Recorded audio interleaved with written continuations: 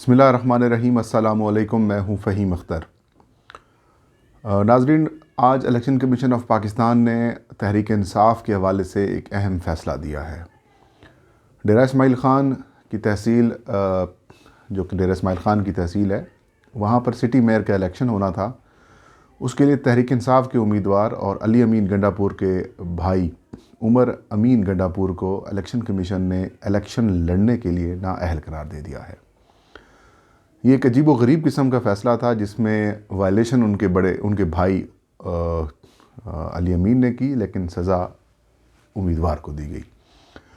P T I نے اس حوالے سے الیکشن کمیشن کا یہ فیصلہ چیلنج کرنے کا فیصلہ کیا ہے اور یہ کہا ہے کہ مولانا فضل الرحمان کو شکست نظر آ رہی تھی، یہی وجہ ہے کہ انہوں نے الیکشن کمیشن آف پاکستان سے رجوع کیا۔ دوسرا اہم معاملہ ہے، وہ بھی پی ٹی آئی سے ہی متعلق ہے۔ پی ٹی آئی کے سینیٹر فیصل واڈا کی نااہلی سے متعلق الیکشن کمیشن آف پاکستان میں درخواستیں تھیں۔ اس پر فیصلہ الیکشن کمیشن نے ریزرو کیا تھا اور اب اعلان یہ کیا گیا ہے کہ الیکشن کمیشن 9 فروری کو اپنا یہ فیصلہ سنائے گا۔ یہ فیصلہ کیا ہو سکتا ہے، متوقع کیا ہے، امکانات کیا ہیں، اس حوالے سے آپ کو آگاہ کریں گے۔ آغاز خیبر پختونخوا کے بلدیاتی انتخابات کے پہلے مرحلے میں امیدوار کی وفات کی وجہ سے ڈیرہ اسماعیل خان کی جو سٹی میئرشپ ہے، اس کی جو تحصیل کی نشست ہے، وہ اس پہ الیکشن نہیں ہو سکا تھا، کیونکہ قانون یہ کہتا ہے کہ اگر کوئی امیدوار فائنل ہو جاتا ہے اور اس کی وفات، کسی بھی امیدوار کی وفات ہو جاتی ہے، تو پھر الیکشن نہیں ہوتا، الیکشن روک دیا جاتا ہے، اور یہی وجہ ہے کہ اس نشست کے اوپر بھی الیکشن روکا گیا۔ اس نشست کے اوپر پاکستان کے تمام سیاسی مبصرین کی، سیاسی حلقوں کی نظریں ہیں، کیونکہ وفاقی وزیر علی امین گنڈا پور کے جو بھائی ہیں عمر امین گنڈا پور، وہ اس حلقے سے پی ٹی آئی کی طرف سے الیکشن لڑ رہے ہیں، اور مولانا فضل الرحمان کے امیدوار کفیل نظامی صاحب وہ الیکشن لڑ رہے ہیں، اور پیپلز پارٹی کے بھی ایک امیدوار ہیں، وہ بھی اس نشست کے اوپر الیکشن لڑ رہے ہیں۔ پہلے مرحلے میں تحریک انصاف کو بڑی بری شکست ہوئی تھی خیبر پختونخوا کے سٹی یا تحصیل کے جو چیئرمین یا پھر میئر ہیں ان کی نشستوں کے اوپر، اور پی ٹی آئی بڑے بڑے حلقوں سے، جہاں پر انہیں 2018 کے اندر کلین سویپ کیا تھا، وہاں بھی انہیں شکست ہوئی ہے، بالخصوص پشاور میں اور بہت سارے حلقوں میں پی ٹی آئی بڑے برے طریقے سے ہاری۔ اب دوسرے مرحلے کے لیے پولنگ 27 مارچ کو شیڈول ہے، اس میں بھی 16 کے قریب جو ڈسٹرکٹس ہیں ان کے اندر پولنگ ہوگی، لیکن اس سے پہلے کیونکہ جو نشستیں خالی تھیں ان کے اوپر الیکشن کمیشن نے ری پول کا فیصلہ کرایا تھا کہ 13 فروری کو ری پول کرایا جائے گا، تو ڈیرہ اسماعیل خان کی اس نشست کے اوپر بھی ری پول ہونے تھے، لیکن الیکشن کمیشن آف پاکستان نے علی امین گنڈا پور کی جو مسلسل ضابطہ اخلاق کی خلاف ورزیاں تھیں اس کے اوپر نوٹس لیا اور انہیں طلب کیا۔ علی امین گنڈا پور اور ان کے بھائی دونوں کو نوٹسز جاری کیے گئے کہ آپ کے اوپر ضابطہ اخلاق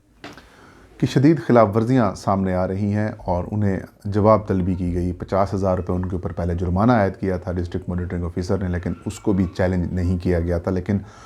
اس کے باوجود بھی علی امین گنڈا پور مسلسل اس حلقے میں موجود رہے، اور سرکاری اسکیموں کے بھی اعلانات کیے گئے۔ کمیشن کی طرف سے بارہا روکا گیا، لیکن ان کی طرف سے کوئی اس طریقے سے عملداری یا پھر اس ضابطہ اخلاق پر عمل درآمد نہ کیا گیا، اور ضابطہ اخلاق کی مسلسل خلاف ورزیاں جو ہیں وہ جاری رہیں۔ الیکشن کمیشن میں 2 مختلف سماعتیں ہوئیں۔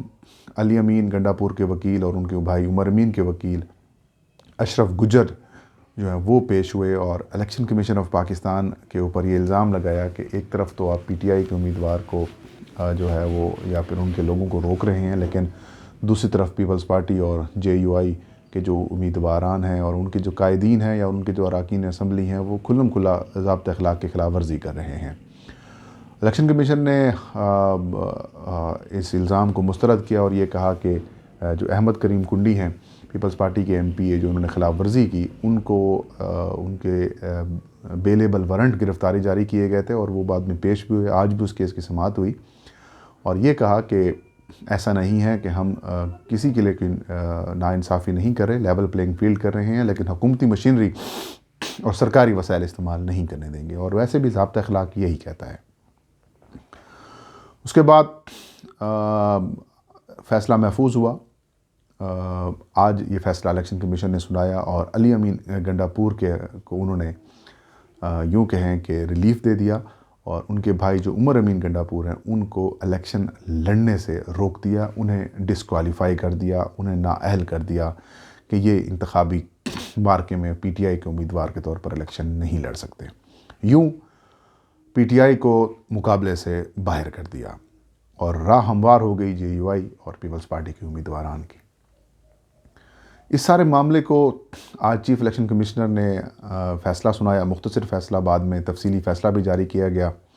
اس میں کہا گیا کہ علی امین گنڈا پور جو ہیں وہ ڈیرہ اسماعیل خان کے اوپر جو ان کے داخلے کے پر پابندی تھی وہ ختم کر دی گئی ہے۔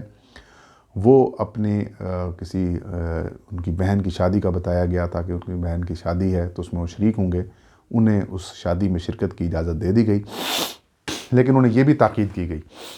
کہ اگر آپ نے پھر کوئی ضابطہ اخلاق کی خلاف ورزی کی تو آپ کے خلاف سخت کارروائی اور ایکشن لیا جائے گا، اور ساتھ میں جو عمر امین ہیں ان کو نااہل قرار دے دیا۔ پی ٹی آئی نے اس فیصلے کو تسلیم کرنے سے انکار کیا۔ پی ٹی آئی کا یہ فیصلہ کیا کہ ہم الیکشن کمیشن آف پاکستان کے اس فیصلے کو سپریم کورٹ میں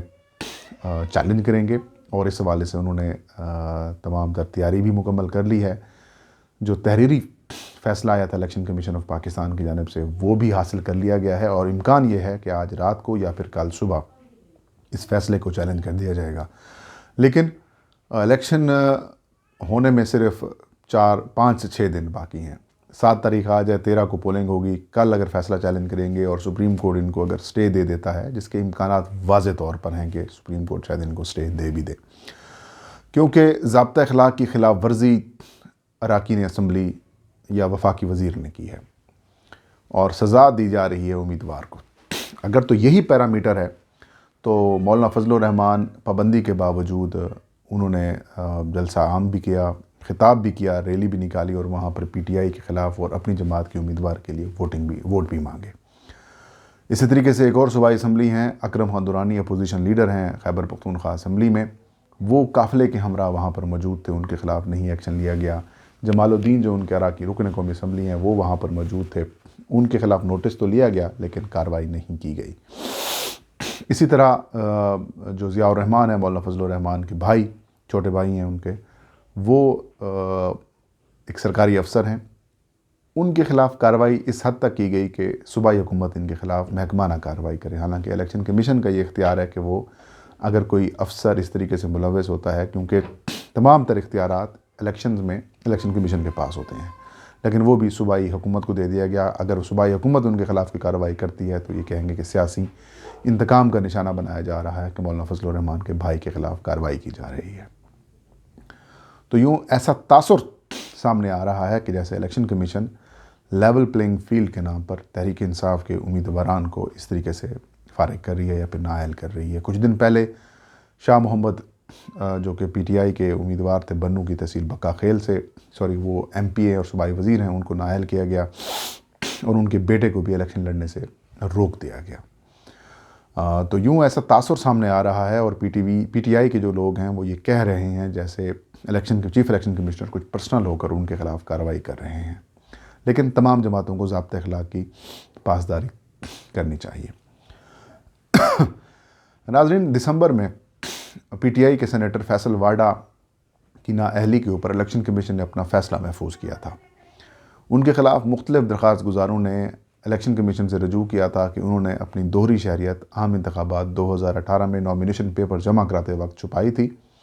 اور جب وہ منتخب ہو گئے تھے تب انہوں نے پھر اپنی نامینیشن پیپر، اپنے جو دوہری شہریت ہے اس کو ختم کرایا۔ الیکشن کمیشن نے اس کے اوپر کئی سماعتیں کی، لگ بھگ 2 سال تک یہ کیس زیر سماعت رہا اور فیصلہ محفوظ ہوا تھا۔ اب اس فیصلے کی جو اناؤنسمنٹ کی تاریخ ہے وہ سامنے آ گئی ہے۔ الیکشن کمیشن 9 فروری کو یہ فیصلہ سنائے گا، اور ہو کیا سکتا ہے؟ ہو یہ سکتا ہے کہ فیصل واڈا کو بطور سینیٹر نااہل کر دیا جائے، یا پھر ان کے خلاف یا پھر ان کو ریلیف دے دیا جائے کہ ٹیکنیکل گراؤنڈز کے اوپر میں نے ایک ویڈیو بھی کی تھی کہ کس طریقے سے وہ ٹیکنیکل گراؤنڈ پر بچ سکتے ہیں، کیونکہ امیدواران جو درخواست گزار تھے وہ ثبوت پیش کرنے میں ناکام رہے۔ الیکشن کمیشن آف پاکستان میں کہا گیا کہ آپ ان کی جو پاسپورٹ یا پھر آپ جو ان کے جو شہریت چھوڑنے کا سرٹیفکیٹ ہیں وہ امریکی حکومت سے منگوائیں۔ تو الیکشن کمیشن نے کہا کہ جب درخواست گزار ثبوت فراہم نہیں کر پا رہے اور جس کے اوپر الزام لگایا گیا یعنی کہ فیصل واڈا، انہوں نے آپ کے الزامات کی نفی کر دی ہے، تو پھر قانون کے مطابق ثبوت فراہم کرنا آپ کی ذمہ داری ہے، اور یہی ایک ٹیکنیکل گراؤنڈ ہے ایک ہی جس کے اوپر فیصل واڈا بچ سکتے ہیں۔ لیکن الیکشن کمیشن ہے کچھ بھی فیصلہ پی ٹی آئی کے حق میں یا پھر فیور میں آ سکتا ہے۔ اب 9 فروری کو فیصل واڈا کیس کا فیصلہ آنا ہے اور امید یہ ظاہر کی جا رہی ہے کہ فیصل واڈا شاید اس سے بچ جائے نااہلی سے۔ تو ناظرین یہ تھی آج کی ویڈیو، انشاءاللہ نیکسٹ ویڈیو میں نئے خبر اور نئے ایشو کے ساتھ حاضر خدمت ہوں گے۔ تب تک مجھے اجازت دیجیے، اپنا اور اپنے چاہنے والوں کا ڈھیر سارا خیال رکھیں۔ اللہ ہم سب کا حامی و ناصر ہو۔